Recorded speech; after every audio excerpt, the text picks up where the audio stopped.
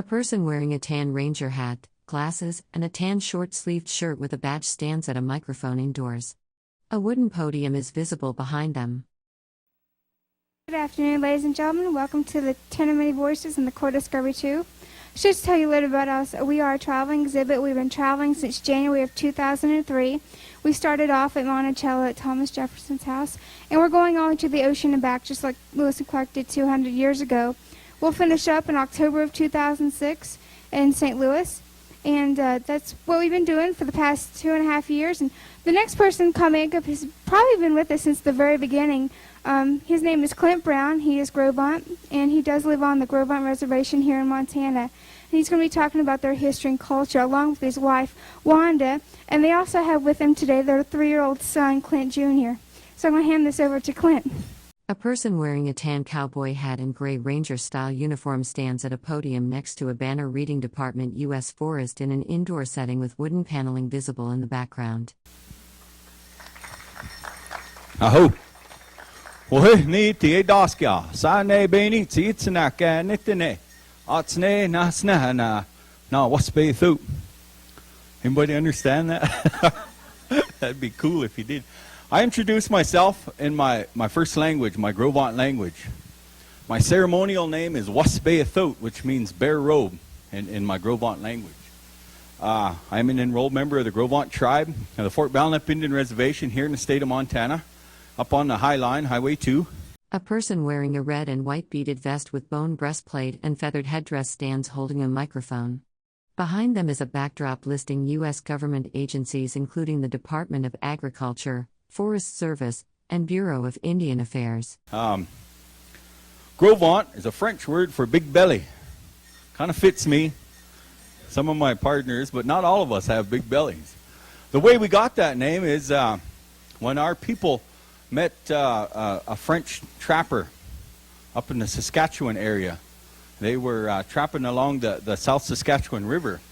These French fur trappers were, and they ran into our people. We call ourselves the Aninin, which means the white clay. That's what we call ourselves when we. A person in a red and white beaded vest with a feathered headdress holds a microphone while speaking. Behind them is a podium with text listing federal agencies including the Department of Agriculture, U.S. Forest Service, and Bureau of Indian Affairs. We address each other.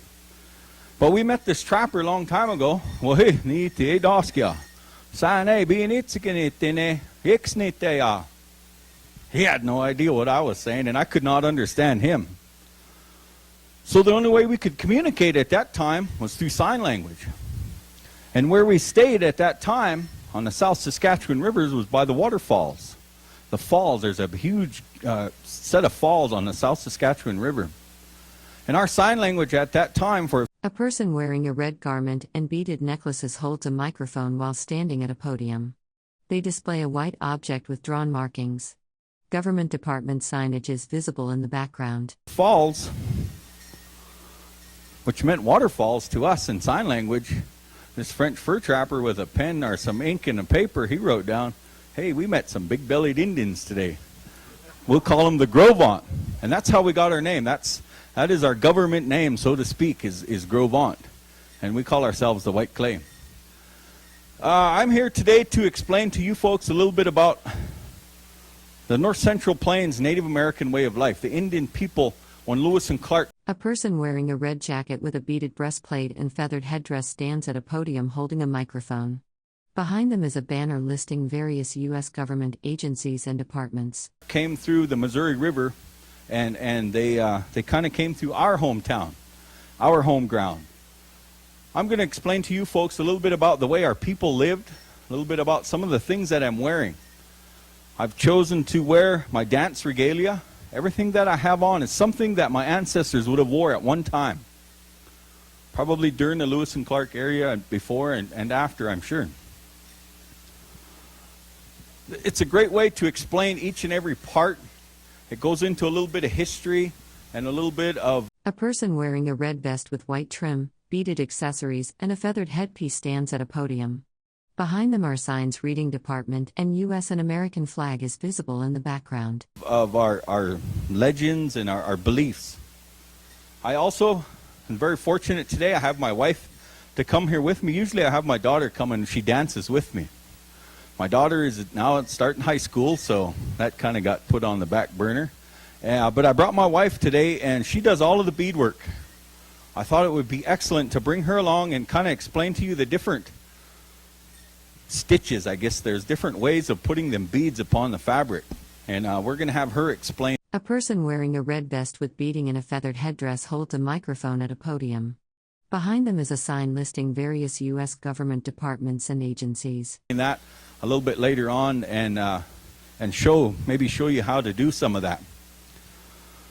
First of all, what I'm wearing on the top of my hat is what we call a roach. This right here is a roach, and it's made out of porcupine hair.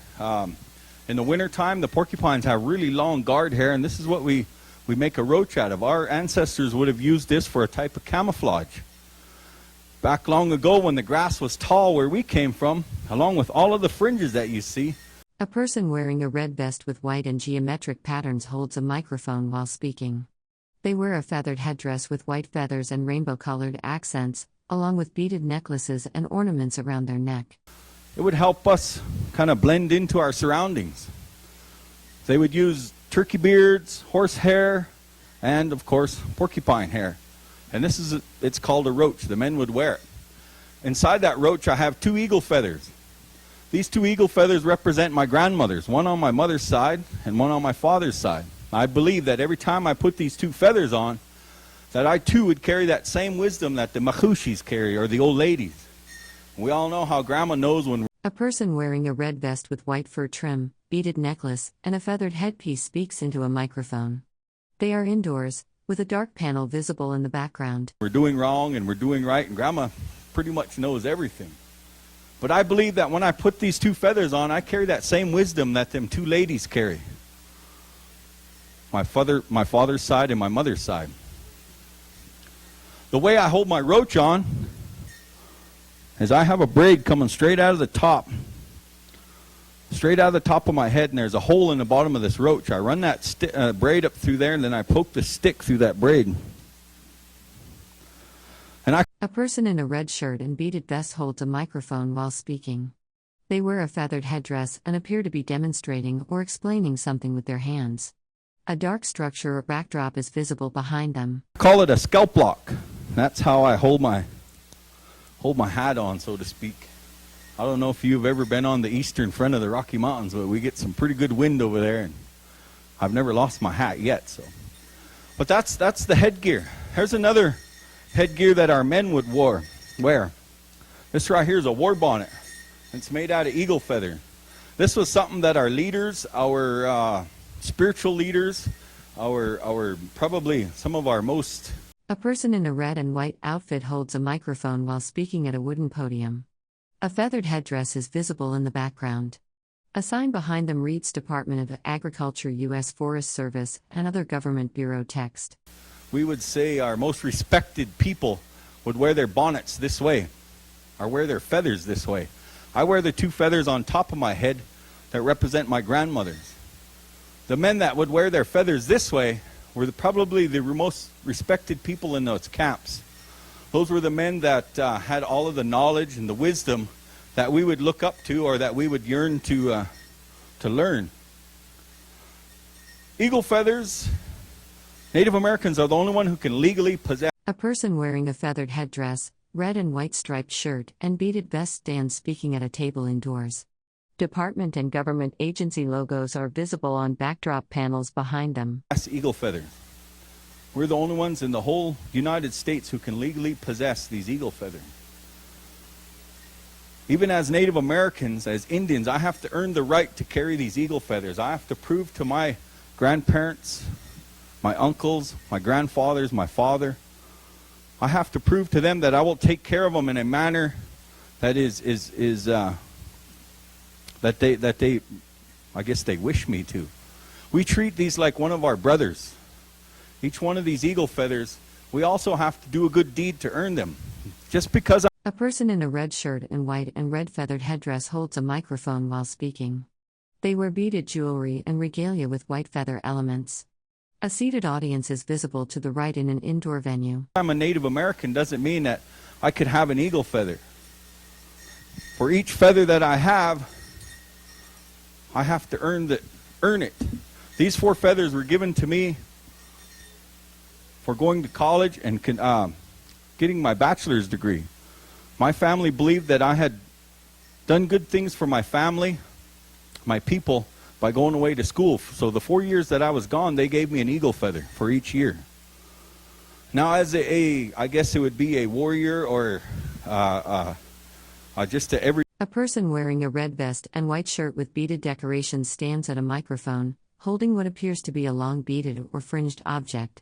Behind them is a dark panel with text listing U.S. government departments. Everyday common man, this is where I would carry my eagle feathers. All of the good deeds that I had done, I would carry them on a staff or a stick. Something similar to this. The men who are our leaders, this is where they would carry their eagle feathers. They would put theirs on their head and wear them around the camp. So if you walked into camp and you seen a gentleman carrying a stick, a staff, and it had no eagle feathers on it, and you seen a gentleman standing next to him with about 8, 10, 12... A person in red clothing with a beaded vest and feathered headpiece stands at a podium. Behind them are display signs listing various U.S. government departments and agencies. 12 eagle feathers on it. That gentleman with eagle feathers on it would be the person that you would want to talk to, because that would be the person who has probably a little higher ranking in the social status. And then if this person with eagle feathers on his staff was standing next to one of these gentlemen with a war bonnet on, that would be the person you would want to speak to. We have to earn these feathers. We treat them like a family member. They're very... A person in a red and white beaded vest and feathered headpiece holds a microphone while speaking on a stage. Text visible in the background lists various government departments and agencies. Respected to us. We take really good care of them. People always, you might see at a powwow, if their feather is ever dropped on the ground, we have a ceremony to pick that up. It's a retreat ceremony. It would be like during the battle, we would go and get our wounded and bring it back. That is the way we would treat a fallen eagle feather. Now below my hat and my roach, I guess so to speak. A person wearing a red and white striped shirt, bone breastplate, and feathered headpiece stands at a microphone indoors. Behind them, partially visible text references U.S. government departments on what appears to be a backdrop or display. It's one of the most important things to our Indian people, and that's our hair. We believe our hair is a direct link to Mother Earth. We believe that is what we are made of. That sand and that dirt is the same thing that our hair is made of. It kind of goes along with the fact that when the men would go and scalp, if you took that man's hair, you took his soul. This braid right here was one of the most important. A person in a red and white beaded vest, striped shirt, and feathered headdress stands at a microphone on a small stage, holding papers. Text visible in the background lists various U.S. government departments and agencies. Braids, probably for the enemies of the Northern Plains Indians. This braid right here is a braid that the young men would wear when they were going to battle. And this right here was the only way you could tell if them young men were going to battle. This braid right here I would put in my hair before I left my camp for my enemy. If I believed that my enemy was so good that he could overtake me in battle, I would fix my hair for him. Meaning I would hang a braid in my face. A person in a red shirt and beaded necklace holds a microphone while gesturing with their other hand raised to their head. They wear large round earrings and a white headpiece with feathered elements. The setting appears to be indoors. And he could grab that braid with one hand, make one slice, and take that hair. My soul then, or my spirit then belonged to that man. At the same time, I was challenging that man to come and get my hair. When we brush our hair, we never take it and we never throw it away. We never cut our hair on a full moon. Once we've been married, we never let another woman touch our hair. Meaning I've never been to a beauty salon. A person wearing a red vest with beaded details, a feathered headpiece, and long braided hair holds a microphone while speaking. Behind them is a podium with text listing various U.S. government departments. And had that somebody else wash your hair and make you fall asleep, you know. Once I became married, that never happened. No other female will ever touch my hair. I guess one of the things that, you know, when you brush your hair and you get a little bit of hair in your brush, my grandmother gave me a little bag. I take that hair and I put it in that little bag, and when I'm someplace where I feel really good, someplace where I feel comfortable, someplace where I feel... A person wearing a red shirt, beaded vest, and feathered headpiece stands indoors speaking. Behind them are wooden furnishings, an eagle figure, flags, and a U.S. Department sign. They gesture while speaking. Feel at home. And it doesn't necessarily have to be on the reservation. It's someplace where I feel good. Maybe I'm fishing or I'm hunting. I'll take that hair out of that little bag and I'll put it back in Mother Earth, because that's where I come from. And I believe that hair belongs to Mother Earth and nobody else. It is my sole belonging, my sole wish, to never let anybody else take my hair or touch it. That's why Indians are really superstitious about our hair. Even our... A person wearing a red sleeveless shirt with a beaded vest and striped armbands holds a microphone while speaking indoors. Feathered ornaments are visible in their hair. They stand near a table with colorful items in what appears to be an institutional setting. Our race horses or our rope horses. I grew up on a ranch. I grew up team roping and roping calves, bulldogging. I've done all of that. I've tagged calves. My dad had some horses that he used to race now and then at the Crow Fair. Some of them other Indians, they'd go over and try to pull hair out of them horses' tails, you know. Try to use medicine on each other. We believe that.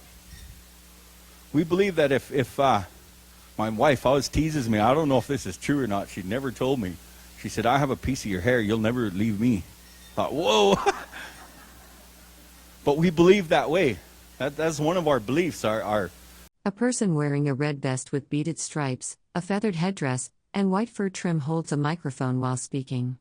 Behind them is a podium with text listing federal agencies including the Department of Agriculture and Bureau of Indian Affairs. One of our things that we base our life around. So the hair is very important. You could tell if a person was married by the way they wore their hair. If it was braided or unbraided. You could tell if a person was unmarried. You could tell if a person was looking for a mate. You could tell if a person was mourning, if they had lost a loved one.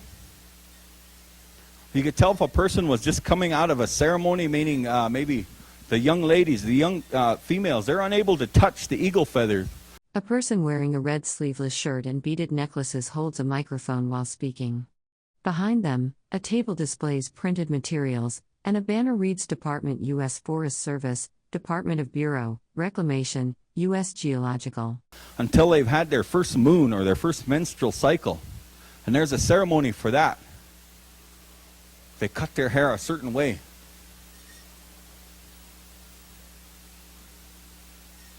Now besides the I guess, what a person would wear for a headgear and the type of hair, we have colors that belong to certain tribes long ago. It's not so much today.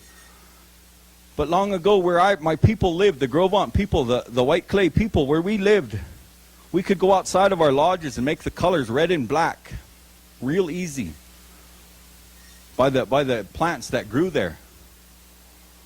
Farther east from us, the Assiniboine people, the Nakota, Lakota, and Dakota people, they could go outside their lodges and they make the color yellow and blue, real easy.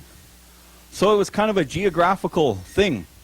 The colors that you would see on a regalia or a person's moccasins or in their shirts or their beadwork or their quill work, without ever talking to them, you would know basically where they came from, simply by the color that they would use in their dye and the color that they might use in their beadwork or that type of thing.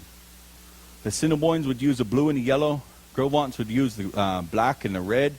The Crow people, they live south of the Mussel Shell on the Yellowstone River. There's a moss that grows only in that Yellowstone River that makes a pink, a mauve, and a yellow.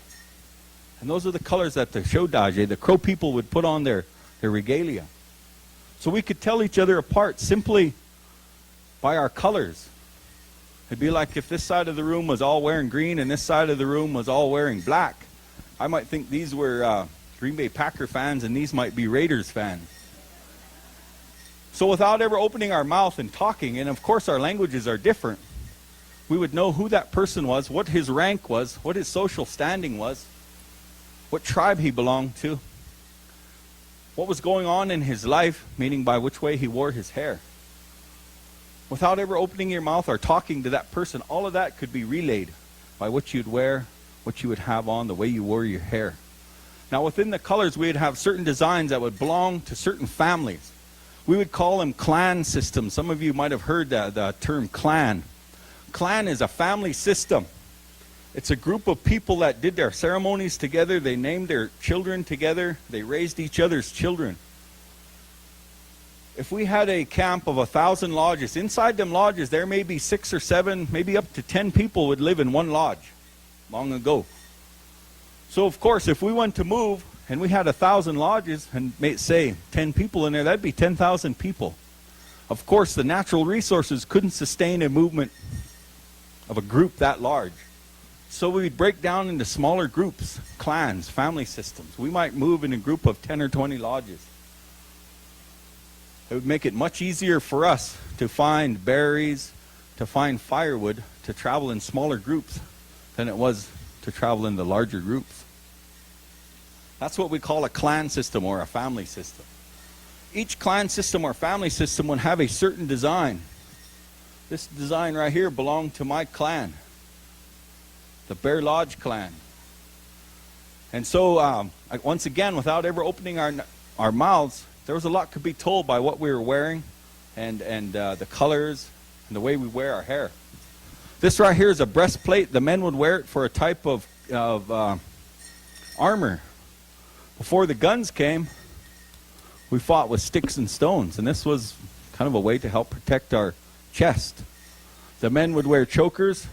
They would trade hides. They would trade horses. They would trade weapons for one little shell.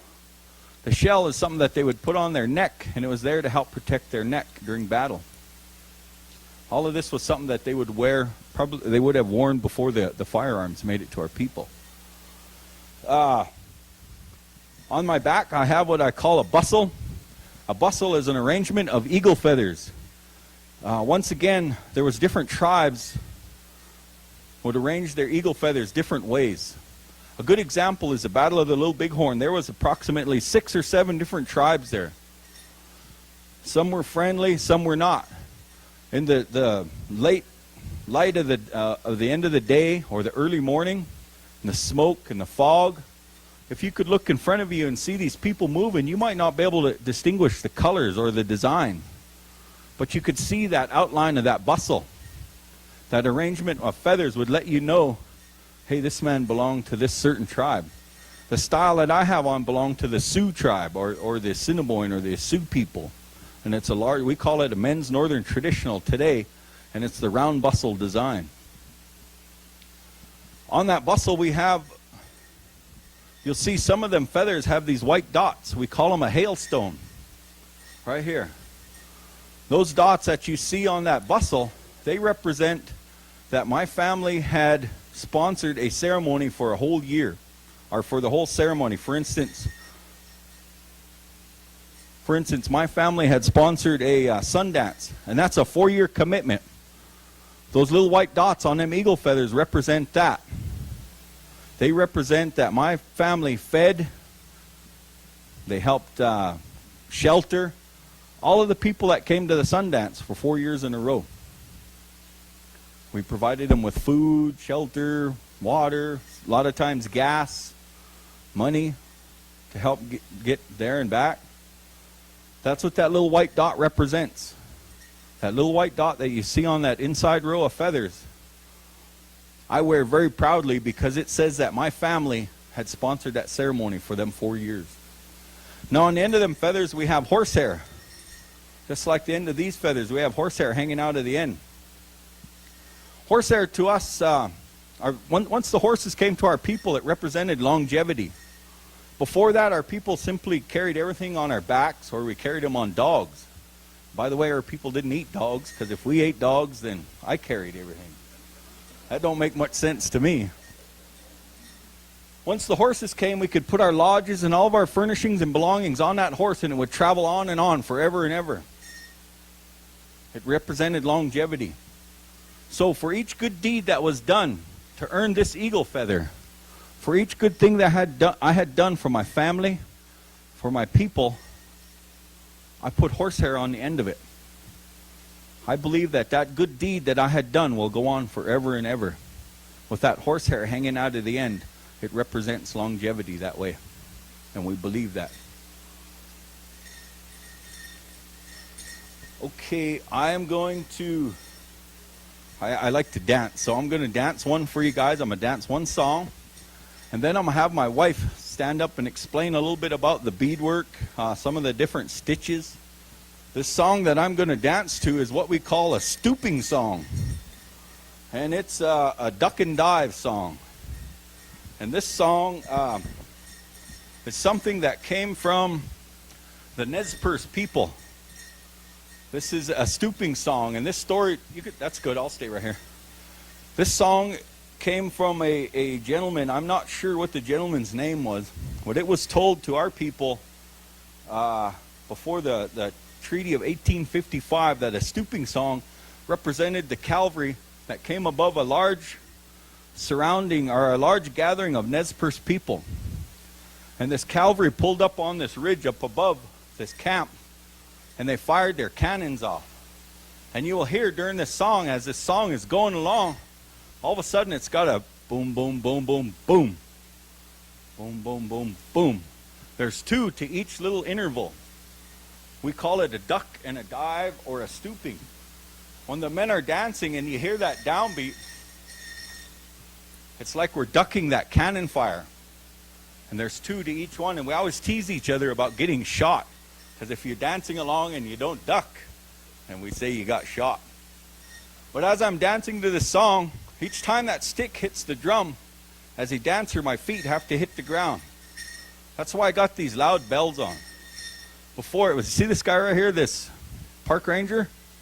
He made me wear them before because I kept sneaking up on him and stealing his lunch. Can't sneak up on him no more. But the men would put these bells on their ankles to challenge that drum. When that stick hits that drum, my feet have to hit the ground. When that drum stops, I too have to stop. And the style of dance that I'm dancing, the men's northern traditional, I also tell a story while I'm keeping in time with that drum. During the stooping song, I'm telling a story of how I've gone and picked up my fallen brother, and I had carried him home. I had gone and picked up my fallen neighbor and carried him home. There's 4 push-ups to this song, so I'll pick up 4 people. I will think of four people that I have in my family that have been in a service. I have a couple of uncles that I lost in Vietnam. I have one of my dad's real close friends that we lost in Korea. Those are the type of people that I think of when I do these. This is a military style song. It's a song that only the men would dance to. And it's called a stooping or a duck and dive.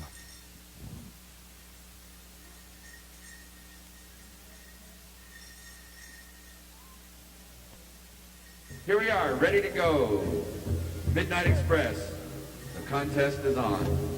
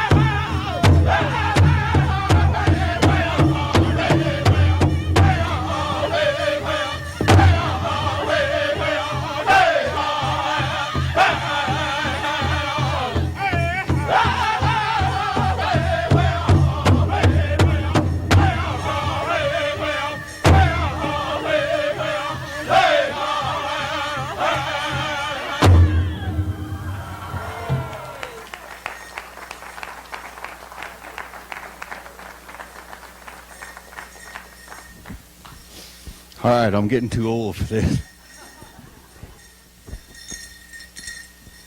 I'd like to have my wife introduce herself. Hi, my name is Wanda Brown, and I'm enrolled at the Fort Belknap Reservation. I'm an enrolled Assiniboine. My husband is an enrolled Gros Ventre, and our children are enrolled Assiniboines. I'm here to talk a little bit about the beadwork and the different styles.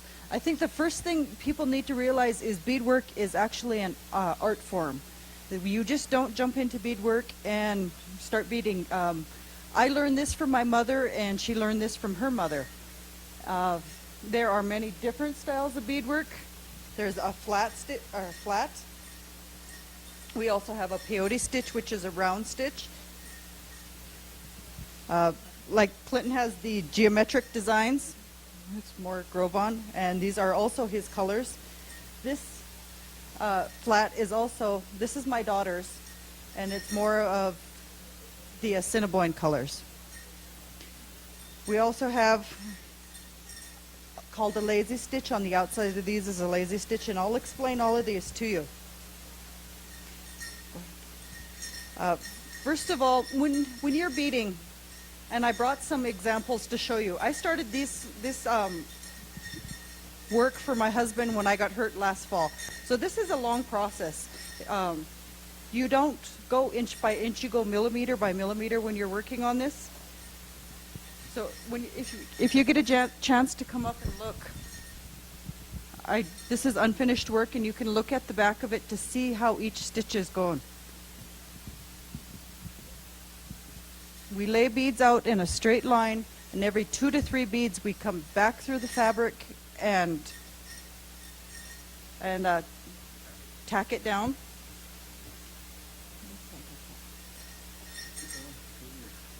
Okay, and another form of beadwork is the barrettes. You're also welcome to come up here and look at them. This also has our seal on it, as does Clint's vest. It has a seal on it. No. We also have earrings that will match it. This beadwork was done by Clint himself. He made this for our son. You come up and look at that. It's got a form of flat stitch and lazy stitch on it. What I didn't mention was the lazy stitch on the outside. Instead of going flat in one line like these, we go over. We go 5 beads through the fabric, back up, 5 more beads down through the fabric, back up. On a peyote stitch, which is these, you go round in a circle. You start in one circle and you continually move up, making a design.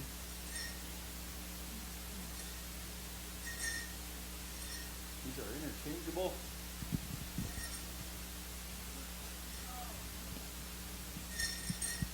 You could take the different handles on these fans and you could match them up and interchange them.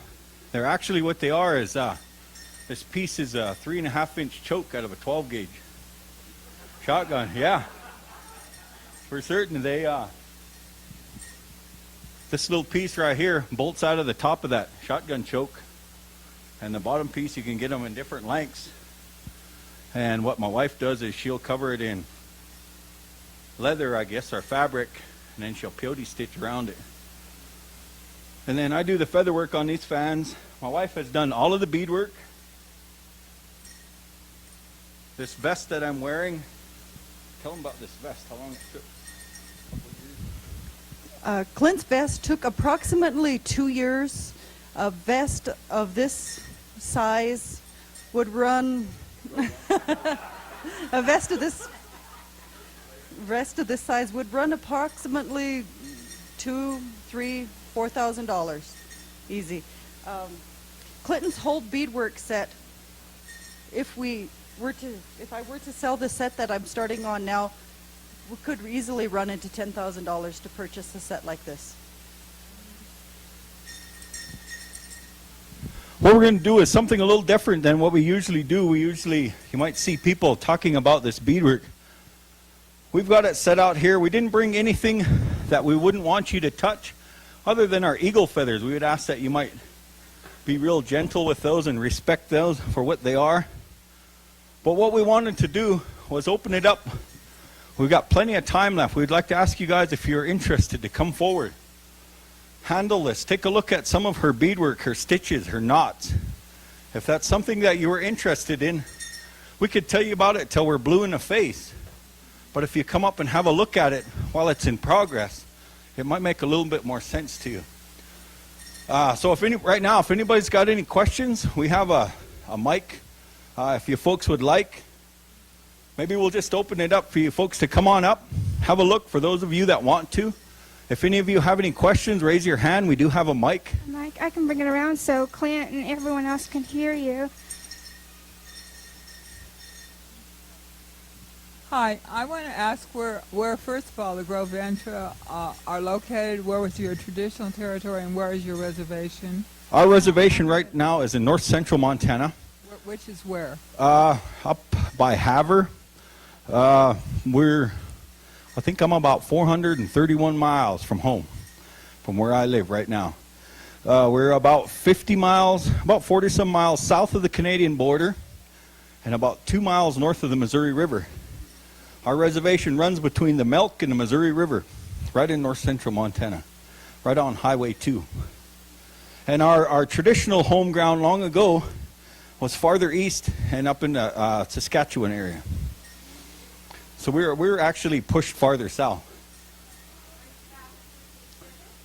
I come and do talks with them. I come and do lectures with them as often as I can. Like I said, my dad owns cattle. He's getting about 70-some years old, and so he's kind of slowing down, and I'm getting kind of bumped into that a little more than I really wanted to. But you know how that goes. We just finished haying, by the way. Hey, the headdress, we're so used to seeing that in movies and what have you. Right. Is it what tribe, or is that typical, or where does that come from? It's typical of the Northern Plains people. There's one thing I didn't explain, and it's war paint. Huh? Anybody hear the term war paint? There's no such thing as war paint. There never was. The paint that the men would be wearing is something that they would earn for completing all of our ceremonies. For instance, just like our teachers today, they have to go to school. They got to learn certain ways to pass information on to our children and us. Same thing long ago. We would have to learn our ceremonies, the best places to find these certain items. As we completed each ceremony, and once we finished all of our ceremonies as an adult male, we then were called a teacher or a painter. We were then given paint. And what that paint would represent is if there was a young man or a young male that had no male figures, a young boy had no male figures in his life, he could go to any one of them people with paint on, and that man would show him how to fish, how to take care of his horse, how to hunt. Paint was something that you were given once you've completed all your ceremonies. Granted, some of the men did put it on their face when they go into battle, but that wasn't the idea. There's no such thing as war paint. That paint that the men would wear, they would be proud to wear it because they have completed all their ceremonies. They were a bigger and a stronger man because of it. So We have one more question. the headdress is very similar to that as well. It was only the leaders, like I said before.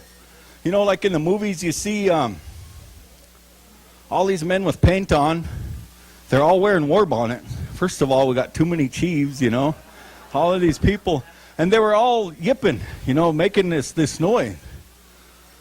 That noise, like woo, woo, woo, woo, like that. That was something only the females did.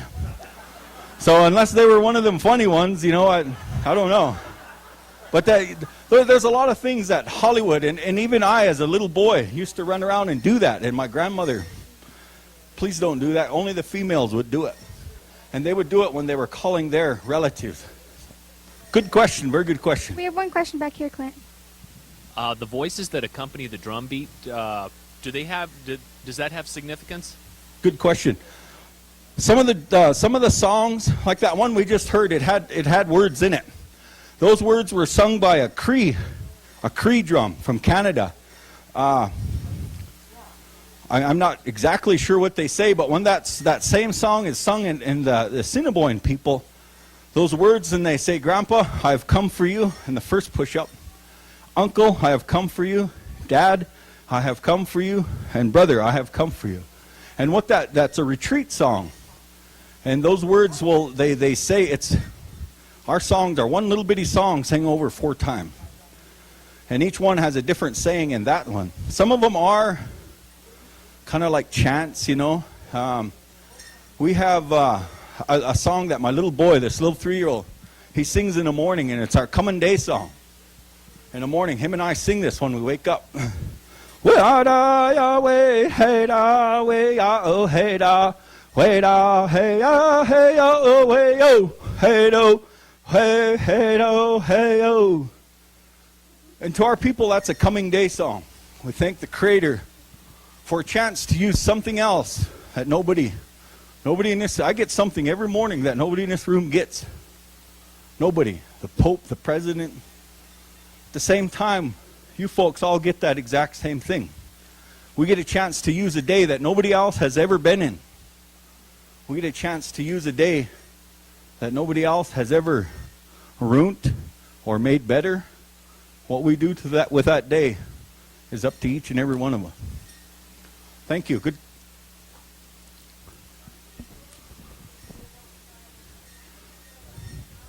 Our enrollment at this time is approximately 6,000 enrolled members. We live on a reservation with 2 tribes, the Assiniboine and the Gros Ventre. There's approximately 10,000 enrolled members on the reservation total. About 6,000 are Assiniboine, a Gros Ventre, and about 4,000 are Assiniboine, of which approximately about 3,500 live on the reservation. So roughly half of our enrolled members do live on the reservation. A few years back, our Gros Ventre language was falling to the wayside. We now have a community college on our reservation. We've got some great, some longevity programs that have been put in place. This gentleman right here, Mr. Darrell Martin, not too long ago was our president of our community council at home at Fort Belknap. He's from the same reservation I'm from. And it's gentlemen like this who had put things in place to help preserve our culture and our language. We now, as a speaker, I go into the elementary school and teach our language to the 2nd, 3rd, and 4th graders an hour and a half each morning and each afternoon. We teach that in our 2-year community college. So our language is coming back. Long ago, the very first born was given to the grandparents. And you then learn your language, your culture, and your ways. I'm the oldest in our family. I lived with my grandmother as a little boy. I learned a lot about our culture and our ways. I learned how to speak Gros Ventre. But guess what? I learned the female dialect, huh? I grew up talking like a woman. And my uncles and everybody, they would have to straighten me out. But still, I learned a lot of our ceremonies and our songs. I may have learned it in the female dialect, but it wasn't hard to transfer it over to the male dialect. So I'm very fortunate that way, that I did learn some of that. A lot of our young kids go through their whole lives and don't even know that they're white clay people. They go through their whole life thinking they're Gros Ventre. That's a government name that was given to us.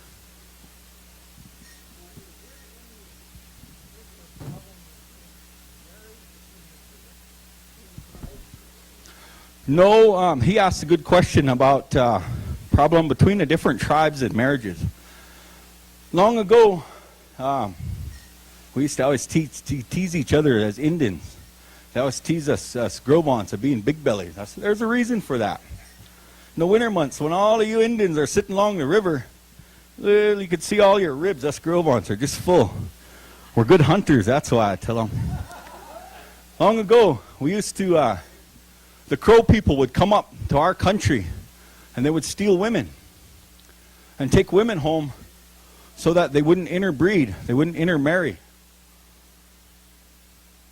Once that Gros Ventre woman left the Gros Ventre people and became, she then on any roles, no matter what, she was full-blood Crow. She then belonged to the Crow people. Our people used to take Cree women There was a lot of, I guess, stealing of females long ago. And it's kind of funny, you know, because the females used to do everything. They would put up the lodges, they'd take them down, they'd tan hides, they would teach the children, they'd make our clothing. They did a lot of work. I used to ask my grandmother, why was it? Why did the females do everything? And she'd say, grandson, we wanted it done right the first time. Yeah. I want to tell you a little quick story about our people. There's a gentleman named Ixinitena. His name was Red Whip Ixinitena. He was a leader of one of our clans, one of our family system. In the early 1800s, before the reservations were formed, our reservation was formed in the late 1800s. Probably the mid-1800s, early 1800s, the government used to come and they would bring wagon loads of things to our people. And it was a way to get our people to concentrate in one area. They would get 4 or 5 clans together, 4 or 5 family groups together, and they would trade with them. Maybe once a month, once every 2 months, these wagons would come through. And all of these clans, these Indians, they would meet there. And that was kind of the way they formed our reservations too. That's how they'd say, well, this group was from right here. This is where they would meet the wagons, so that would be their homeland. Itzinikita, he would trade with these certain group once a month, maybe once every 2 months. He would take his people there. He showed up there one time and there was no wagons to trade with, nobody there. He found a little a square, kind of a suitcase or a leather box, a leather suitcase, metal frame and had leather in it. He camped there where that suitcase was, is that same place where he would meet the government each and every time. Certain time of the moon, he would meet them there. There was no government there. There was no wagons, no trade. They would trade for glass, metal, clothing, sometimes firearms, whiskey. They got there and there was nothing. So they camped. There was just that little box. They camped 2 nights, nothing. Third day, he woke. He called.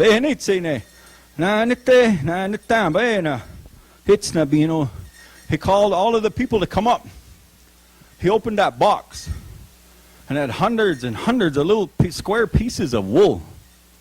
He took them pieces and he handed them out to the elderly ladies first, then to the mothers with children, then to the old men, then to the fathers. Each one of those little pieces were infected with smallpox. Our people at one time, stories say they were up to 10,000 plus or more. They dwindled down to less than 2,000 or 3,000 in about 700 days.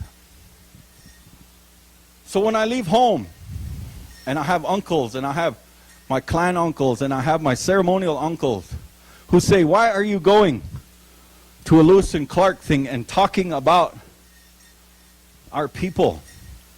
Don't you know what happened to our people? That was the beginning of the end to our people. This may be true.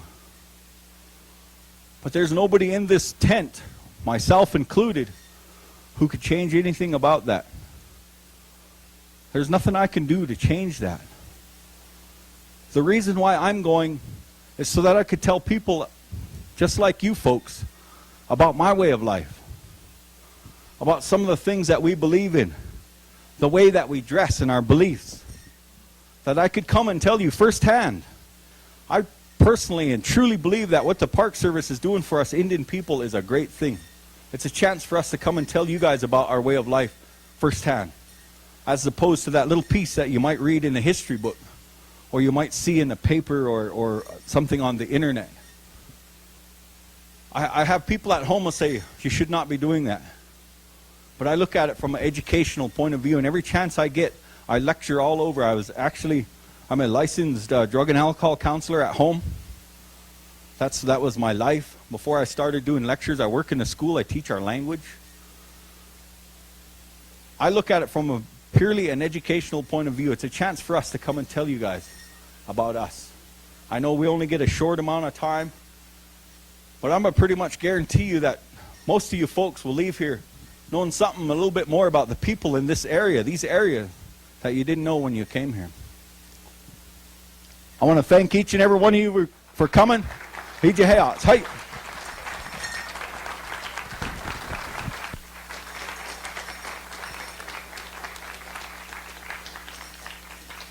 Thank you, Clint and Wanda, for coming. Folks, our next program, it will be our last program of the good day. It'll be at 6 o'clock, and it's called Lewis and Clark